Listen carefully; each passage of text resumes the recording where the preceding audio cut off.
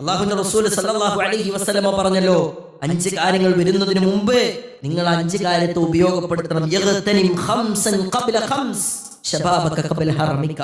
നീ വാർദ്ധക്യത്തിലേക്ക് കടന്നു വരുന്നതിന് മുമ്പ് നിന്റെ യുവത്വത്തെ നീ ഉപയോഗിക്കണം. വസിഹതക ഖബ്ല സഖമിക. നീ രോഗിയാകുന്നതിന് മുമ്പ് നിന്റെ ആരോഗ്യത്തെ ഉപയോഗിക്കണം. വഗിനാക ഖബ്ല ഫഖരിക. നിന്റെ ധന്യതയുള്ള അവസ്ഥയുണ്ടല്ലോ, നീ ദാരിദ്ര്യ അവസ്ഥയിലേക്ക് തള്ളപ്പെടും മുമ്പ് ഈ ധന്യതയെ നീ ഉപയോഗപ്പെടുത്തണം. വഫറാഅക ഖബ്ല ശുഗ്ലിക. നിന്റെ ഒഴിവ് സമയത്തെ നീ ഉപയോഗപ്പെടുത്തണം. വഹയാതക ഖബ്ല മൗതിക.